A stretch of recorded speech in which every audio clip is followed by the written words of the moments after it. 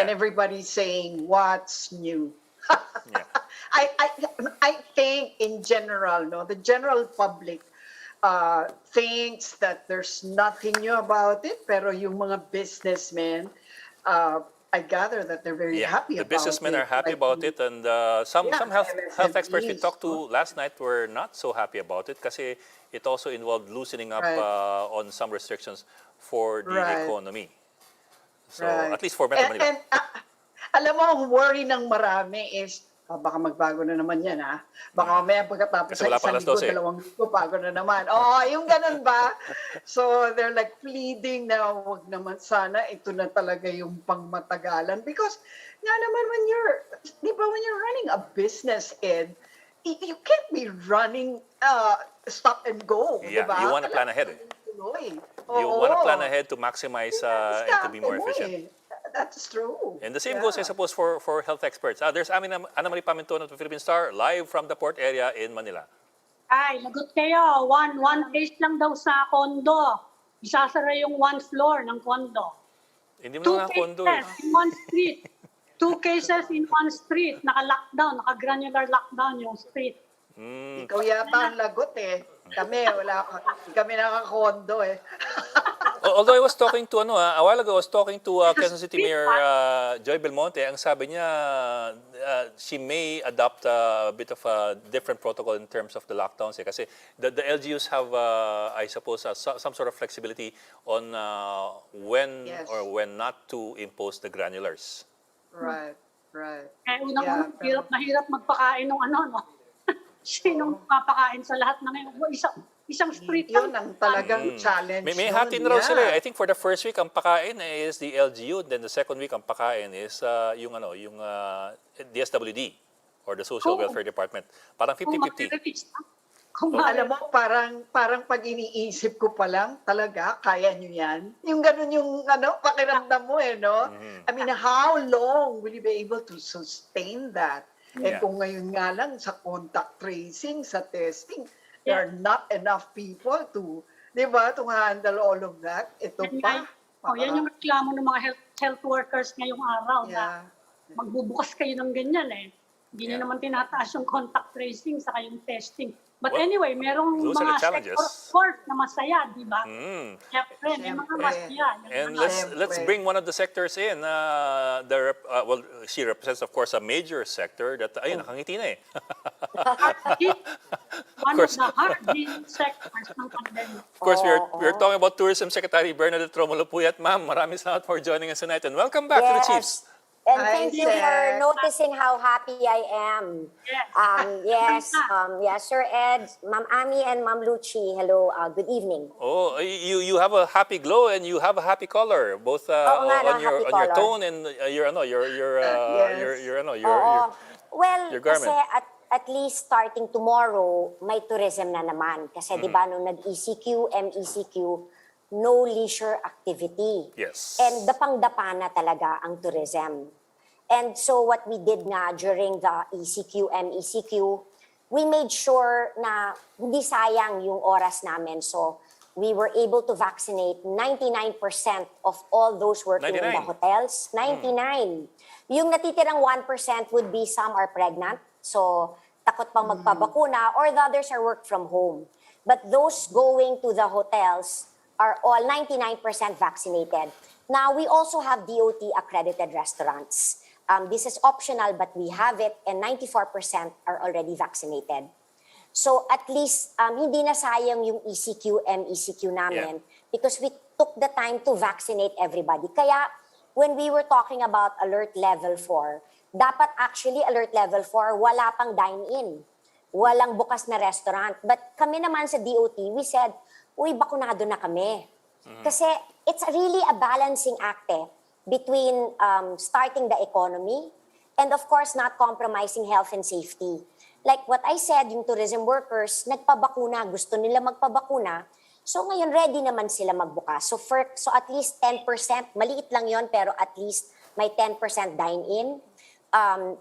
Syempre tatanggapin lang is fully vaccinated. But of course, ang lahat ng tao doon, waiters, cook, lahat doon ay vaccinated. Yes, ma'am. Ma'am, those are good Pero- numbers, ha? Pero when you say 94% of DOT accredited restaurants are workers in those restaurants are vaccinated, that's how many out of I don't have the number now Pero kasi more or that's less. optional eh. That's Yeah, optional. it's optional. But ang hotel, lahat ng hotel kasi dapat DOT accredited. Yun, talagang that's a So yun, given. solved It's yun. in the law. So yun, 99%. So 99%. So what we're also doing is, aside from NCR, we went around the country. Like for example, in Baguio, all the tourism workers 100% vaccinated. And we're not only talking about yung nagtatrabaho sa hotel in Baguio. Pati Pony Boy, nagtatrabaho sa Pony Boy. restaurants. Oo, yung di ba sa Right Yeah, Park? yeah. Yung horseback riding. Because when we talk about tourism, you cannot just say hotel. Yes. Dapat kasama yan. Like sa Boracay, we've already vaccinated 73%. Sinama namin yung masahista, yung nagbebenta sa souvenir shop, bankero, lahat yan kasama. Kasi when you really think about it, like in Boracay or El Nido or Coron, yan lahat may hanap buhay dahil sa tourism. So parang lahat, we vaccinated. Of course, we're very happy, grateful to Sec Galvez and Sec Vince. Kasi Okay, diba yung- so you're fine that you're 99% vaccinated, right? Ang problema, the public is only 13 to 14% vaccinated. So who are you trying to attract? The Well, in NCR, di ba, ang marami sa liit ng market, di ba? Kumbaga, Oo, in NCR, i-filter out niyo yung mga unvaccinated, di ba parang tabla? Wala rin masyadong negosyo. in Kumbaga, NCR, 6 million are already fully vaxxed and 11 million one dose in NCR. Okay, so 6 million is So- mga 50% almost of Yes. 13.5 million. Yes, 6 million fully vaxxed and 11 million one dose. Pero But that's Secretary, in NCR. Yeah. That's NCR. I just got this from Secretary Dizon. pero alert Pero- level 4 pa rin tayo, di ba? Correct, because the cases are- natin yung hotel, hindi pa rin pwede staycation, di ba? Wala pang staycation. Ang bukas pa lamang would be dine-in. Yes. And of course, outdoor tourist attraction, which is Intramuros and Rizal Park, are open. Oh, yung bukas na siya. indoor nun, hindi. Ano, Bawal pa. Only outdoor. But yun na nga with alert level 4, may age restriction. Di ba? I'm always pushing for no age restriction, but under alert level 4, may age restriction. Bawal lang below 18 and above 65. Saka yung healthcare groups, they are expressing concern na kaya nyo bang i-enforce yung capacity limits? Kasi sino daw yung magbibilang ng 10% Correct. compliance, 30% compliance. Ano yung bago ngayon? Na to ensure na modicum of compliance kaya natin sa tourism sector. Well, at least for the hotels, kasi alam nila di ba? Yeah, Kasi yeah. like in the hotel The industry, di ba? registry, Yeah. Oo, yeah. at saka alam mo, Pero even yung mga restaurants, yun ang Oo. mahirap. Alam mo, sa hotel, even before, like for example, may one case pa lang. This was even last year, sinasara na namin for 2 days disinfection. Very strict naman. The hotels kasi, it's into their advantage talaga to make sure that, kasi ang usapan ngayon is it safe to be in the hotel? Siyempre sila lahat excited. Talagang they're really very strict. Tapos kami naman, may napasara na rin naman kaming hotel pag hindi talaga sumusunod. So, yun lang talaga yung enforcement. And of course, we have to work with the LGU. Now, ang other good news is, good news na, not for all, pwede ng travel, leisure travel from NCR to any destination that is a GCQ or MGCQ, provided of course na pumayag rin yung tourist destination. A lot of our tourist destinations, kahit na pwede na silang tumanggap ng turista, ayaw pa rin nila. So it's always best to check. But of course, may age limit ito. Hindi pa rin all ages kasi alert level 4 pa tayo. Okay, meron kaming na-interview kahapon, yung reporter namin na sabi nila parang napakahirap din kasi syempre yung mga pag gustong pumasok pero hindi bakunado, parang tatanungin nga naman nila kasi hindi kayo bakunado so they'll send them away. Parang paano mo nga naman haharapin yun? Have you considered those specific situations that make it very if not awkward, really downright hard for MSMEs, di ba, at the level of the ordinary restaurants to actually conduct business in a protocol like this. Kasi kami, I don't know, di ba when we started the A4, we had no problems talaga. People wanted to be vaccinated. Di ba marami nga sa tourism sector nagka-comorbidity bigla kasi gusto nilang mapabakuna. Naging A3 bigla. In the tourism sector, because I think maybe economic frontliners, they wanted to be vaccinated. So wala kaming problema. Of course, meron yung mga buntis. Although I have a lot of, I even have a staff, buntis siya, nagulat ako, nagpabakuna siya. But of course, that's her choice. Ako naman, my thinking is, hindi ko pinipilit yung ayaw magpabakuna. Kasi mas maraming gusto magpabakuna. And with the supply we have, you just give it to those who want to be vaccinated. In fact, yung problema ko ngayon, I think by last week, walang supply na dumating. Nako, Yes. ang daming mga governor, mayor, nagmamakaawa. Saan daw yung bakuna nila? So, yun ang mga nakukuha kong mga calls na we need vaccines. Yun na nga rin ang reklamo ng mga unvaccinated, no?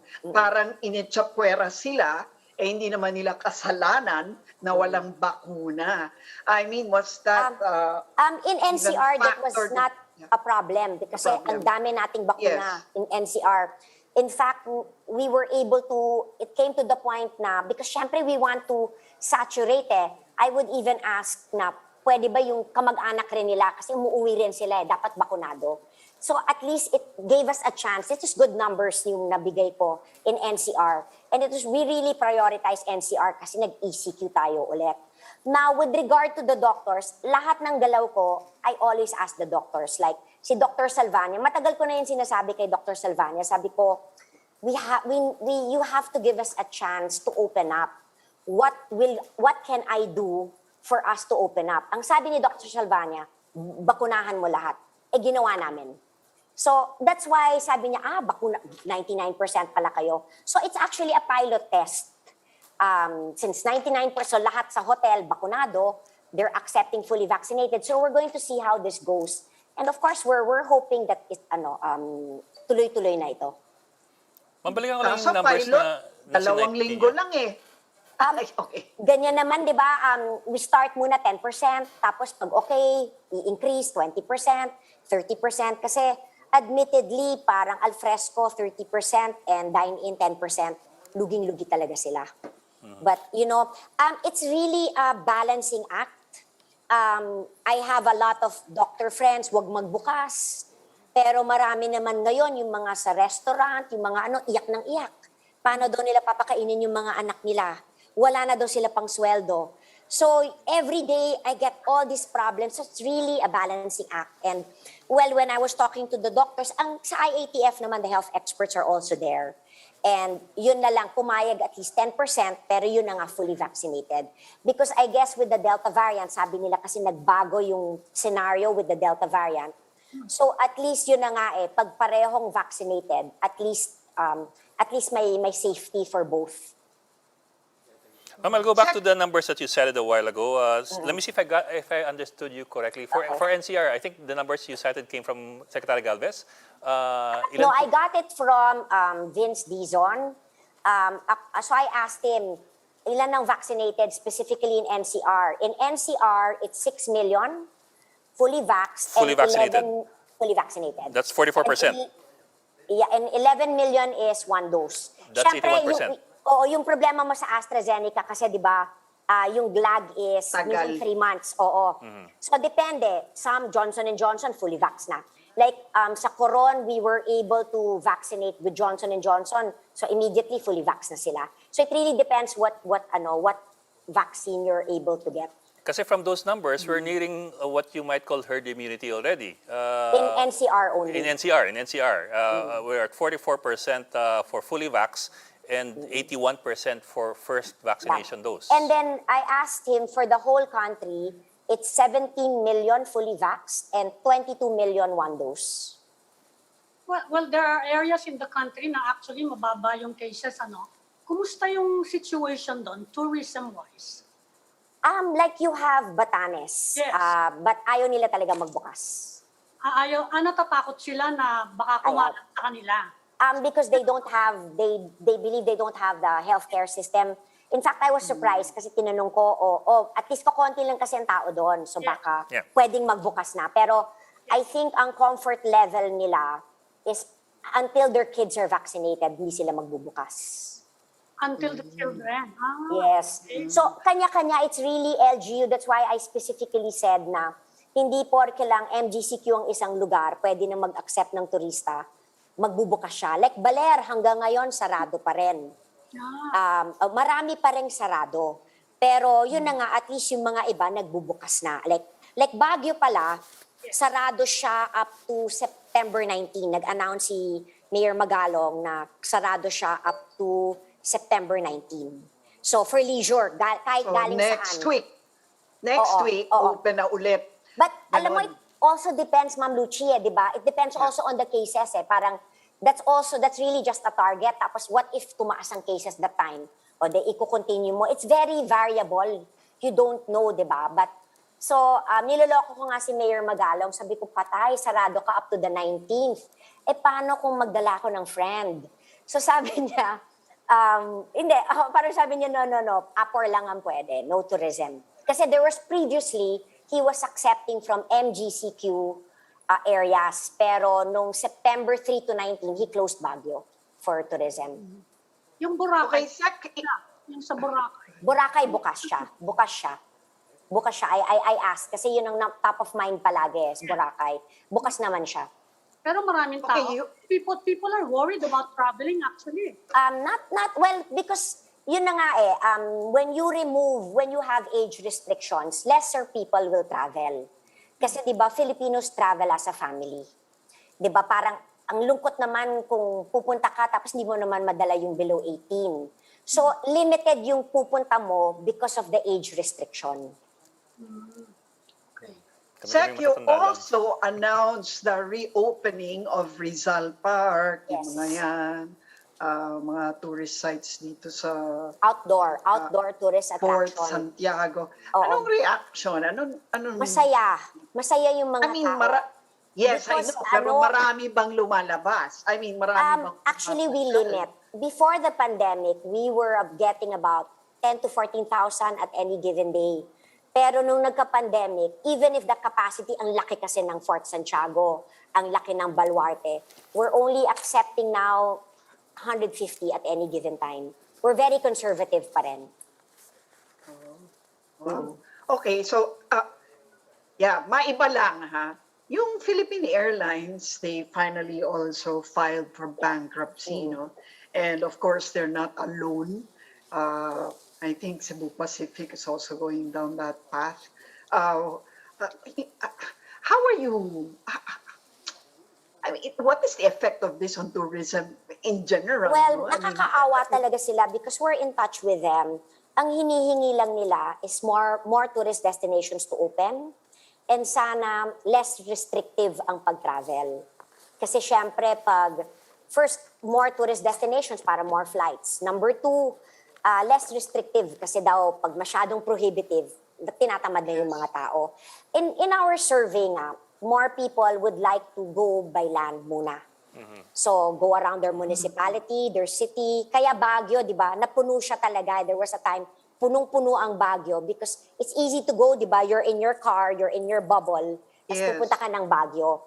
But marami rin, of course, it's not pre-pandemic levels, but yun na nga may pumupunta pa rin sa Boracay, but it can never be pre-pandemic levels kasi di ba humihingi rin ng negative RT-PCR swab.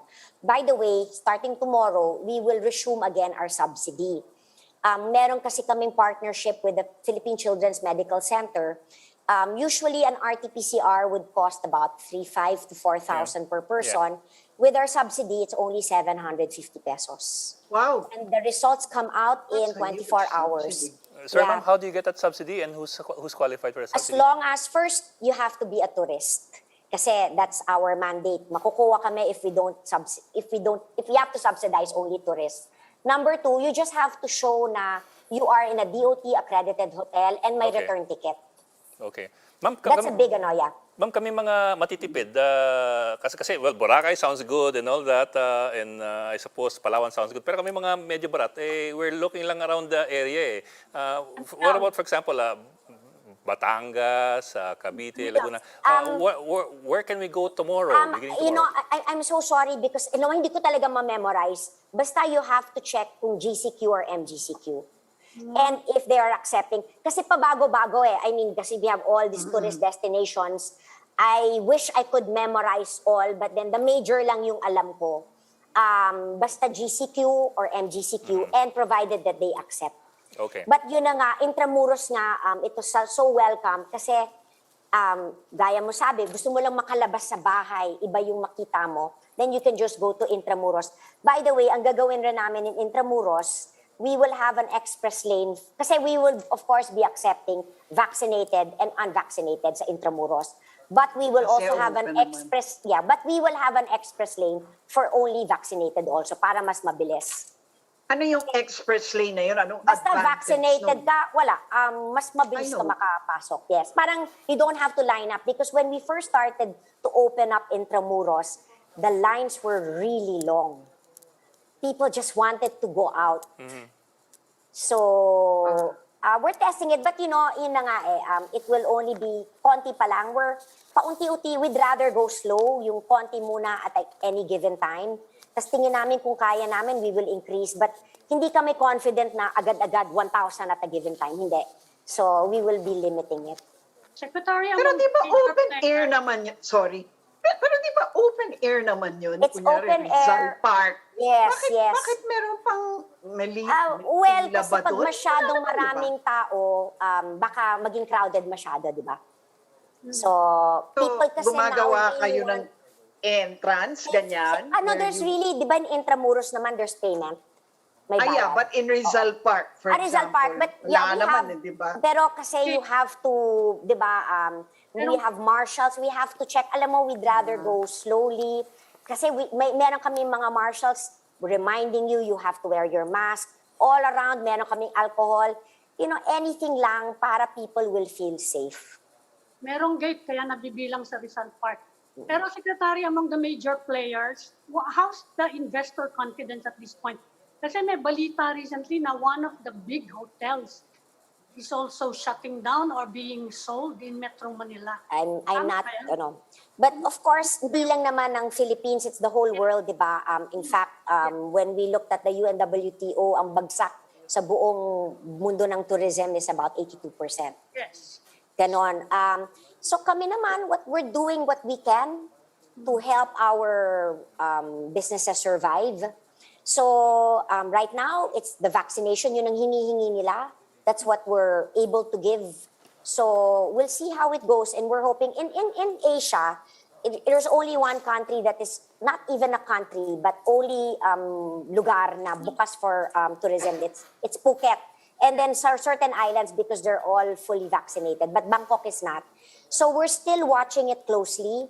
They're accepting fully vaccinated from low-risk countries because they are vaccinated. And I think you have to stay there for 14 days. May ganon. But sila pa lang ang nagbubukas for tourism. No other Asian country has opened up. But I think like me, all the other countries are watching on how it's going to be done na. Kasi they call it the sandbox. So vaccinated, ang pupunta doon, fully vaccinated. So see, kung okay naman yung cases, then maybe that's what we can do. Kasi yun yung problema natin ngayon Gusto man pumunta dito, may quarantine. Pagbalik nila, let's say our Koreans are our #1 market. Even though, if let's say they come here, may 10-day quarantine. Pagbalik nila, may 14 days quarantine. naman. Oo. So, Yeah. we're looking at a scenario na sana, it's like the travel bubble, if fully vaccinated, come, and then yung makakausap lang nila puro fully vaccinated na wala ng quarantine. But, of course, these are all talks, and we'll see how it goes. In the meantime, we're just vaccinating everybody as supply comes. Are there any measures to prevent the use of fake vaccine cards? Well, balik tayo. Ang ginagawa ni Mayor Magalong, I think Baguio is the only one that is accepting fully vaccinated. they have this Visita app, which was donated actually by the DOT through the TPB. So before you go to Baguio, you register first. And then what you do is you submit your vaccination card.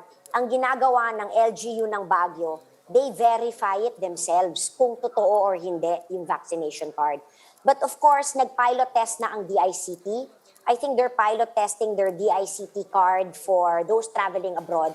I actually tried it because I wanted to see if the system worked. Kasi when you enter that VaxCert, una sasabihin, are you traveling abroad? But ginawa ko, nag-yes ako because I wanted to see if I could get my vaccination card. Nakuha ko naman. So, ang sabi naman ng DICT, as long as the LGUs download properly yung hinihingi nila, so eventually that's what's going to be used.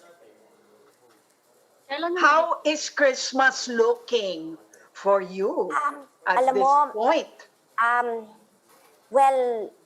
Well, at least, unlike last year, may bakuna.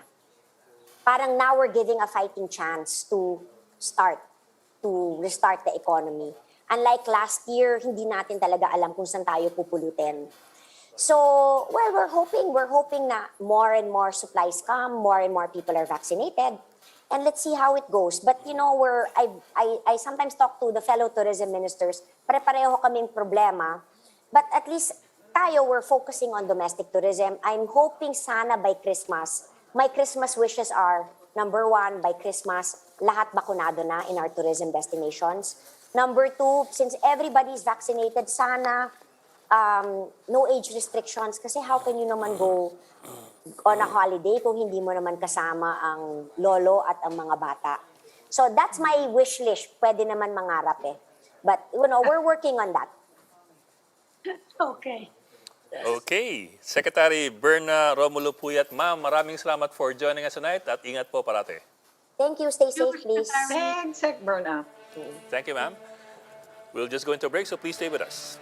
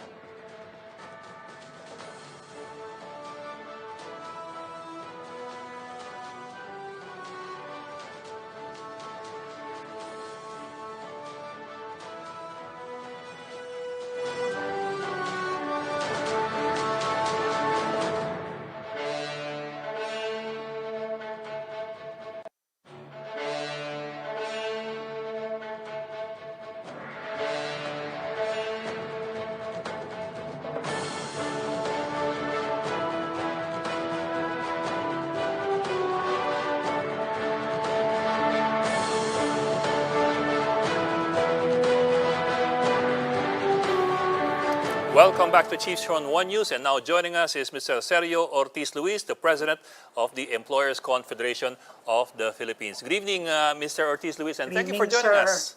Welcome back to the Good show. evening to every one of you and to our watchers and listeners. Yes, sir. Mukhang nakangiti po kayo. Better than Is it because than of what's happening yesterday tomorrow? when we were trying to solve the puzzle.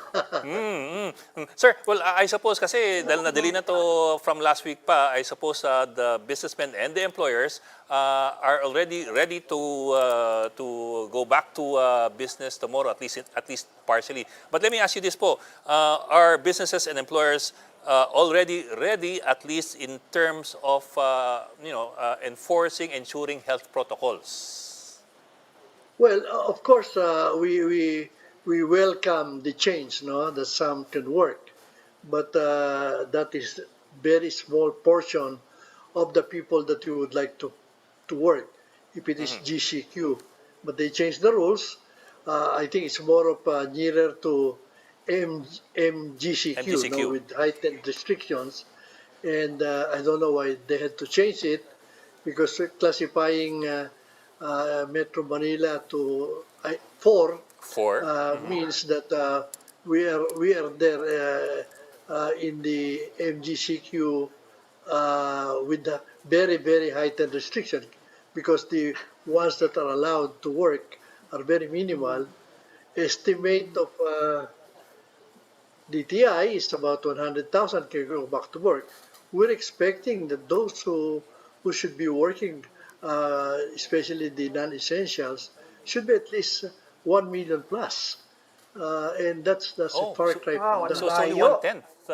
You're only looking at Wow. 1/10 of Yeah. your targets going back to work. Yes, and the sad part about it is, it is true that people are excited to open, but with that number, let's say 30% for restaurant, al fresco, another 10% for in dining, and a lot of them will not open. Why? You know very well that why would they open, especially if people wants to go in dining, and it's only good for vaccinated people. I cannot Yes. bring my children. I cannot bring who are not vaccinated through no fault of theirs.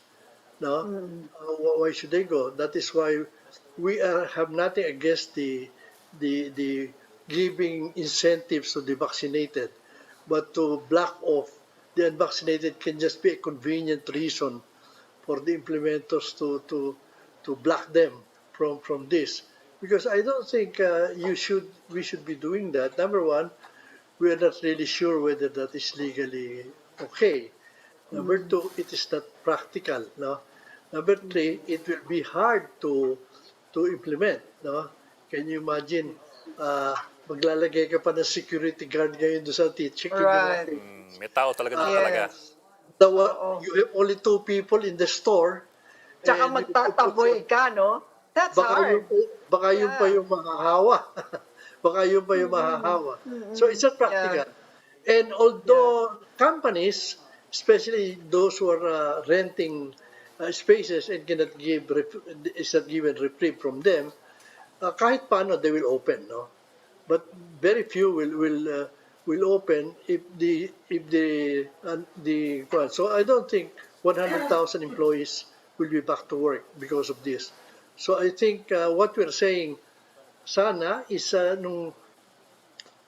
we go back to GCQ, and because of that, more than 1 million can go back to work. No, there are risks, of course, no, but I do not subscribe to the fact that we will put we always blame the workers because that.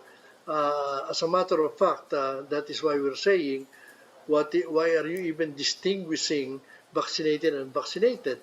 We know very well at this state, we are already told the vaccinated can be carriers as Yes, well as the yes. vaccinated, and they can also be infected. The only difference is, I think, Hindi critical. if they get sick, they will not be severe. That's the difference. So why are we separating them? Even in the vehicle, I do not know if they're going to implement that. No, yung vaccinated and unvaccinated. Even now, we already have a problem with mass transportation, and you will make it dalawa pa yung imo-monitor mo. No, so some who will open tomorrow, and eventually some of them will open. But if they will not violate the rules, I think many of them will not open because especially the small ones, uh, you know, like yung mga SMEs, like yung mga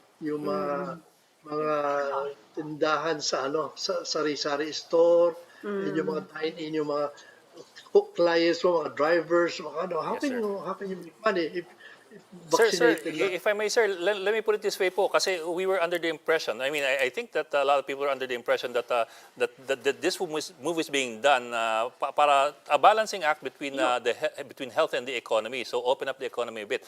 From your perspective po, significant enough ba ang pagbubukas nitong ekonomiyang ito with this new move, with this new change in the system? We don't think it is significant. I think we'll have to wait for it to evolve to bigger portion. The only thing that changed actually is the one who will decide whether you're 4, 3, 2, or what, or 5 is the Department of Health. I understand, no? I don't know if that was done because IATF just want to put the onus. Because if you look at the classification, the one that can change the classification is Department of Health. Why? They're the ones responsible for how many hospital rooms will be, how many doctors will there be, how many frontliners will be working. Unless they move and correct this, we will stay forever in the city of Manila. Do not expect that people are cooperating. So what else can we do? It is the implementer that has the So, in effect, sir, are you saying, kasi pilot daw ito, di ba? 2 weeks. Are you saying that you're seeing already that, this system is just really going to be status quo, that it's really the same dog with a different collar? Ganun ho ba ang dating sa inyo? Wala talagang essentially binago sa patakaran? it's not enough. That's what we're saying. And the things that has to be done should be done by the implementers. Among others, the problem with this is DOH. No? We have been telling them since last year, don't stop adding rooms in the hospital. Don't start putting up a COVID center. Do not stop hiring or putting up extra people as frontliners. But what is happening now? The frontliners are even resigning. The hotels are not, the hospitals are not paid. And do you wonder why they don't want to open other rooms, additional rooms? That they have all the reasons that they do not want to open extra rooms. That is something that is not very expensive for the government to do. The 2 weeks ECQ that we had, as all goes, NEDA said it cost the economy 300 billion, not million, billions. And then the salaries of those who were not able to work, the no work, no pay people, 30 billion for 2 weeks. So daily cost is 11 billion a day, 11 billion a day. And that is what we are trying to cut. So what happened? 2 weeks, did it go down? No, it continued to increase after the 2 weeks. So what does that mean? The problem is we are terrorized by the numbers of the positive. In Manila, Metro Manila, it used to be 2,000 a day, and that was acceptable. Now it went up to 4,000 plus, 5,000. So we want to bring it back there. That is, I think, the idea of trying to be safe. No? And the death before in Metro Manila, I think, is something like, the severe cases is normally 4%. 96% are don't even have to go to the hospitals, but they all go there because they cannot be tested. They don't know what they. So out of the 5,000, assuming 5,000 a day in Metro Manila, only 400 of that really is the no. And the one who will die before there was 70, now I think it's more than 150, like that.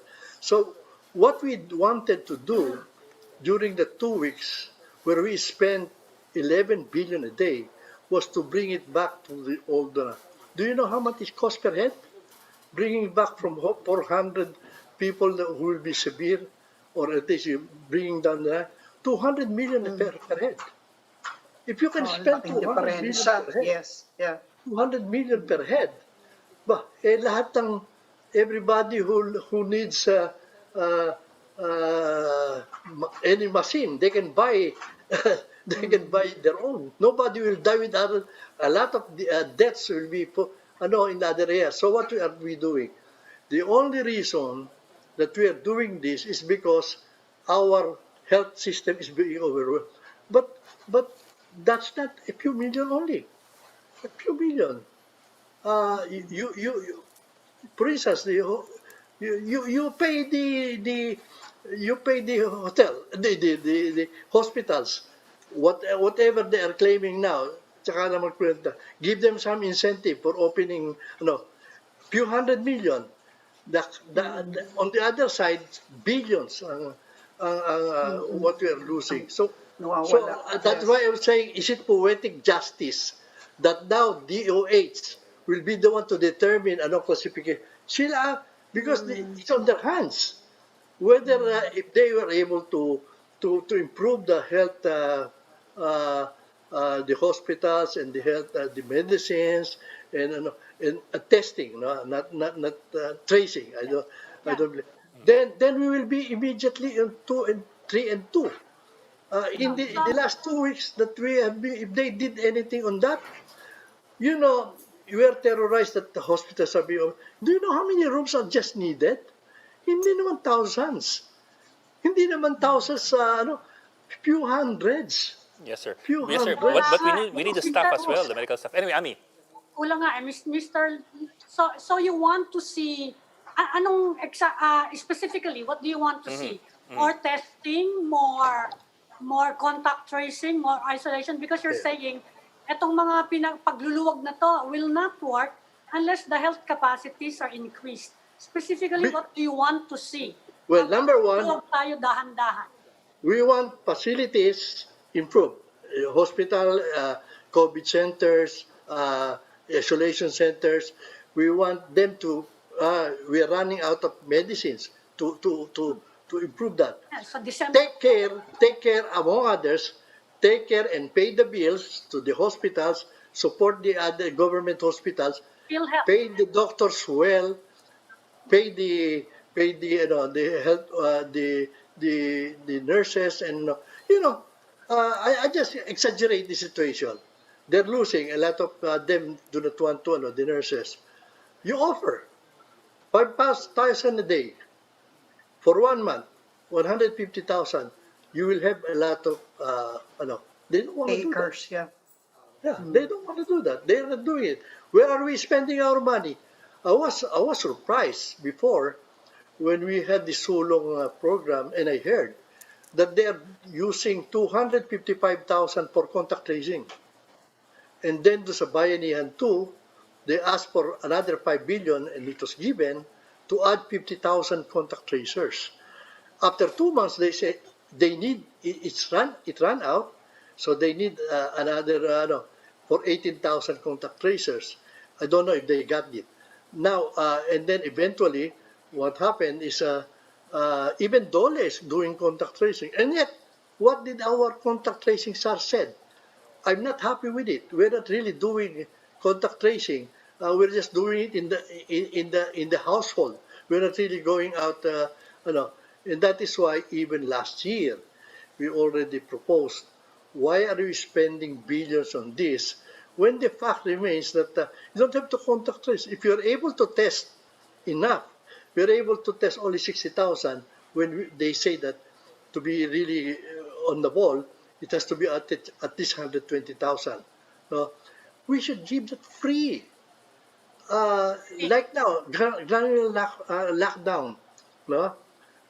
Immediately, if there are cases in the area, rather than locking down the whole street or the barangay, just only test the neighbors and then isolate them, put them in so that the government does not have to give ayuda, because the government cannot give ayuda anymore. Even the LGUs are already complaining that they cannot give. So and another thing that we suggested was why are we, ako, frankly, I know a lot of people who got infected. I know some people, some relatives who died. Yes. Not even one of them can tell me that they were able to be reached by contact tracers. Yeah. So why are we throwing away millions? Ilagay mo yun sa hospital facilities, ilagay mo yun sa contact sa testing. Testing. Yeah. Test Yes. important. Yes. You will not run out of people to test.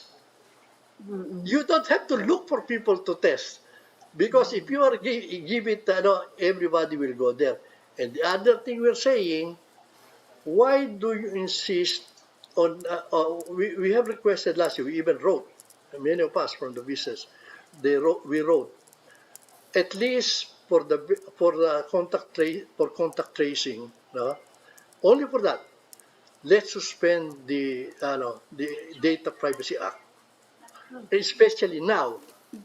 Before, that might be difficult because there will be repercussion now on the people, but not anymore. Because we have so many friends, we have so many relatives who are infected, we are very sympathetic. Congressmen, senators, cabinet members, if they get infected, they say it so that people will go. We reverse the process. Yes, sir. Pero sir, but even international health experts like the WHO say contact tracing is one of the major pillars of fighting a pandemic. Baka po, I don't know, let me just ask you this po. Is it possible that we also need money for contact tracing and for improving the health facilities and for beefing up the salaries of our medical workers? Baka may ibang pwedeng hugutan ng budget? Anong mas kailangang i-deprioritize sa budget ng Pilipinas? I-repurpose. Number one, I saw contact tracing because it can be cheaper, no, and it can save lives. If, for instance, now, granular, we authorize the barangay captain, okay, rather than people guessing in the street who was, and you just tell them there are 2 cases, i-identify muna.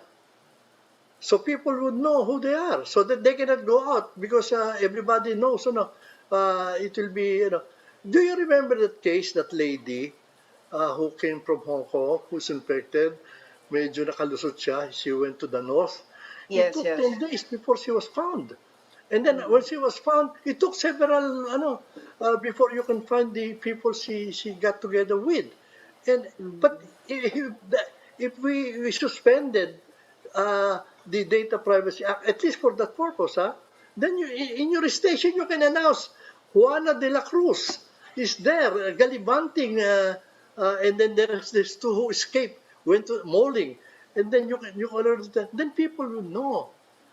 There is nothing wrong with that. We have suspended everything that we can suspend already, classes, work, and everything. Why cannot we suspend that in this emergency? And now, actually, ironically, they're discriminating against unvaccinated people in a way, no? By saying that if you're not vaccinated, you cannot come in here. I'm just saying that medyo selective, no? Yung data privacy, they're so intent on observing that law, pero pagdating dun sa freedoms of unvaccinated people, I have to say, no, na parang, bakit yun? We freely say, hindi kayo pwede pumasok dito Actually, kasi unvaccinated.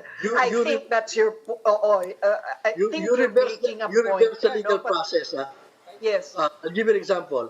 What if a proposal comes out because we are lacking rooms and the ones endangered are those who are not vaccinated, no? And therefore, it's not through no fault of theirs, no? They're not resistant. It's just that they have not been vaccinated. Walang Or supplies. the young ones. Would you agree that if there is a proposal that there will be priority for unvaccinated in the hotels and in the hospital? Of course not. Of course not. In the same manner, we are saying, nahahawa din kayo. Bakit?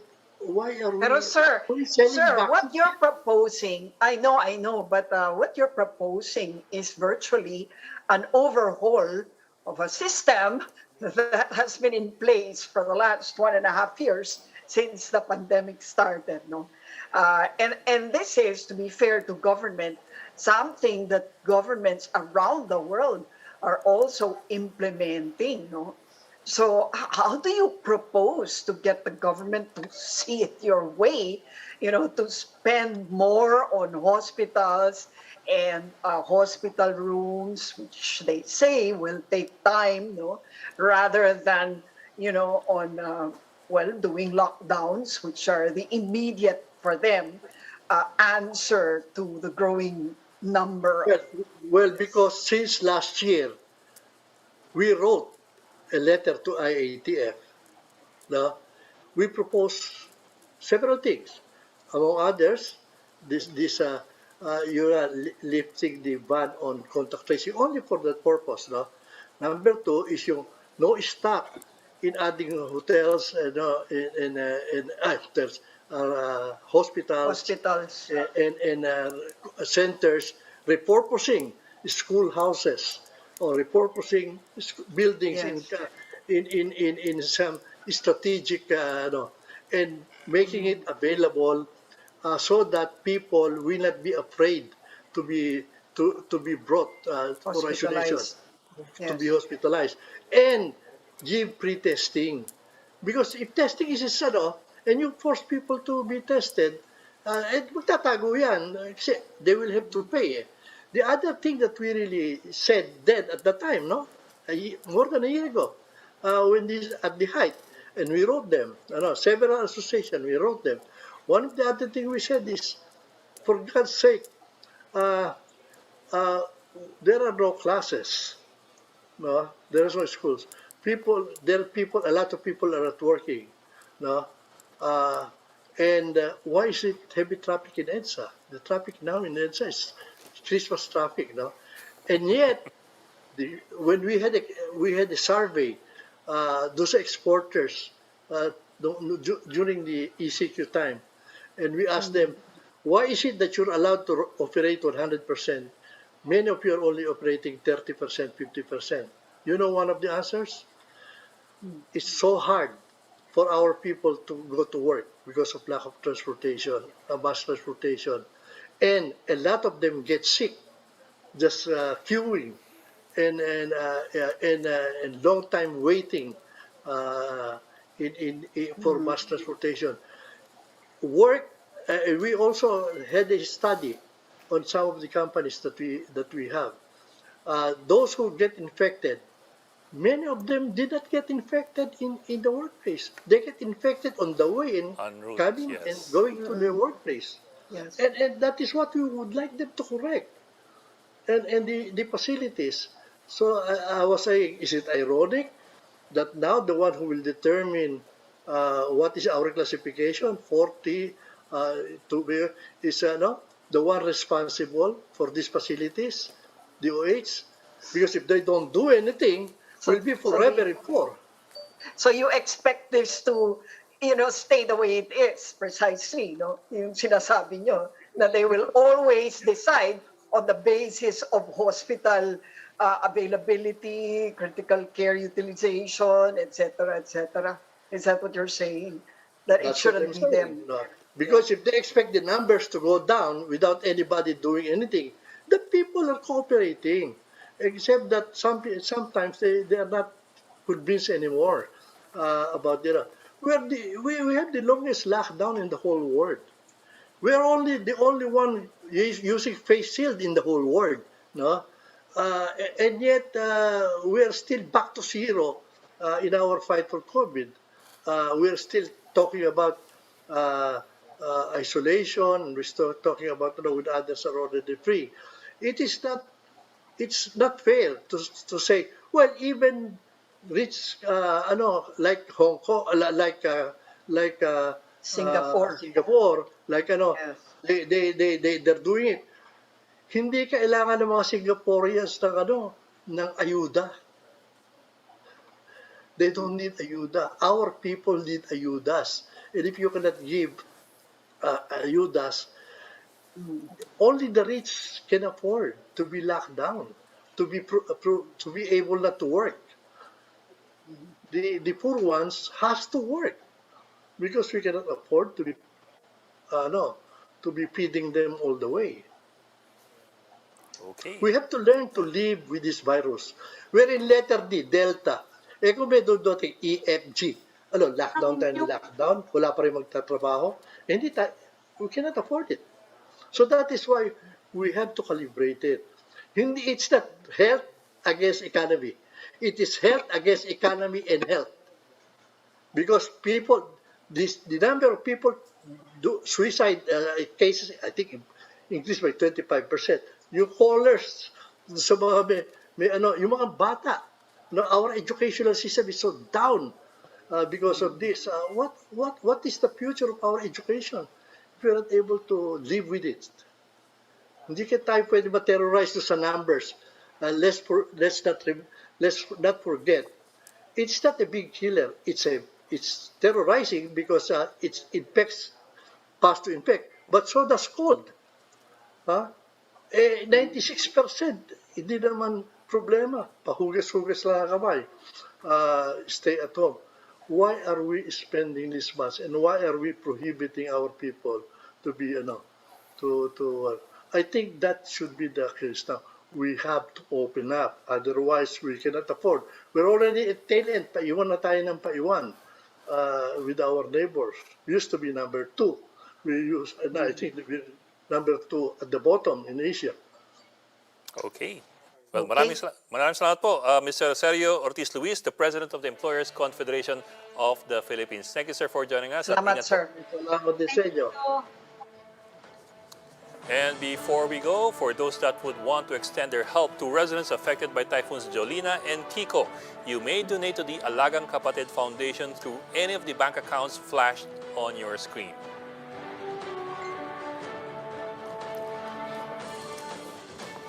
That will be all for this Wednesday edition of The Chiefs. We hope what was discussed here will keep the conversation going. A reminder as well to our viewers, mask on, wash hands, and stay safe, Philippines. I'm Ed Lingao. Mami kami po na Philippines pa. I'm Lucy Cruz Valdez of News 5, and we are One News.